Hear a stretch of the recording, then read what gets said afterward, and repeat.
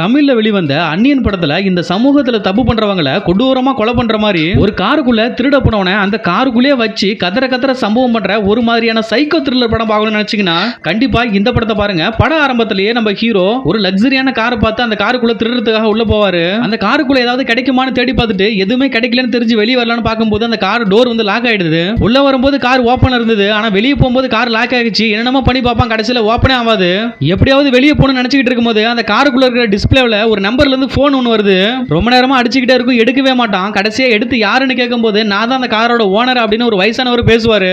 இந்த காரை நீ என்னதான் பண்ணாலும் உன்னால ஓபன் பண்ணவே முடியாது, இது வந்து ஒரு புல்லட் ப்ரூஃப் கார் அப்படின்னு சொல்லி அவர் சொல்லுவாரு. என் காருக்குள்ள நீ திருட வந்தது ரொம்ப தப்பு, அதுக்கான தண்டனை நீ அனுபவிச்சுதான் ஆகணும் அப்படின்னு சொல்லிட்டு கிட்டத்தட்ட 3 நாளைக்கு மேல சாப்பாடு தண்ணி எதுவுமே கொடுக்காம அந்த காருக்குள்ளே வச்சு கதற கதற மென்டலியா டார்ச்சர் கொடுத்துட்டு இருப்பான் அந்த சைக்கோ. ஒரு கட்டத்துல இவனோட பொண்ணு படிக்கிற ஸ்கூலுக்கு இந்த வண்டியை ஆட்டோமேட்டிக்கா டிரைவ் பண்ற மாதிரி எடுத்துட்டு போயிட்டு இவன் பொண்ணையே கொலை பண்றதுக்கு முயற்சி பண்ணுவான். இவன் கண்ணு முன்னாடியே இவன் பொண்ணை அந்த சைக்கோ கொலை பண்றத பாத்துக்கிட்டு இவனால எதுவுமே பண்ண முடியல அப்படிங்கிற கோவத்துல கடைசியில இவங்கிட்ட இருந்த கன் எடுத்து இவனே சுட்டுக்கிட்டு செதறலாம் அப்படின்னு முயற்சி பண்ணும்போது அந்த சைக்கோ அந்த பொண்ணை எதுவுமே பண்ணாம விட்டுட்டு வேற ஒரு இடத்துக்கு அந்த கார் எடுத்துட்டு போயிடுவான். இப்போ இவ்வளவு தூரம் மென்டலியா நம்ம டார்ச்சர் பண்ண அந்த சைக்கோவை ஏதாவது பண்ணி ஆகணும் அப்படிங்கிற கோவத்துல மலை உச்சிக்கு கொண்டுட்டு போயிட்டு நம்ம ஹீரோவை கொல்லணும்னு நினைச்ச அந்த சைக்கோவை அந்த காருக்குள்ளே வச்சு சமாதி கட்டிட்டு அங்கிருந்து எப்படி தப்பிச்சு வந்தாரு அப்படிங்கறதான் படத்தோட ஸ்டோரி. படம் ஆரம்பத்துல கொஞ்சம் ஸ்லோவா போற மாதிரி இருந்தாலும் போக போக நல்ல இன்ட்ரெஸ்டிங்காவே போகுது. படம் தமிழ் டப்பிங்கோட இருக்கு. இன்னும் பார்க்காம இருந்தீங்கன்னா மிஸ் பண்ணாம படத்தை பாருங்க.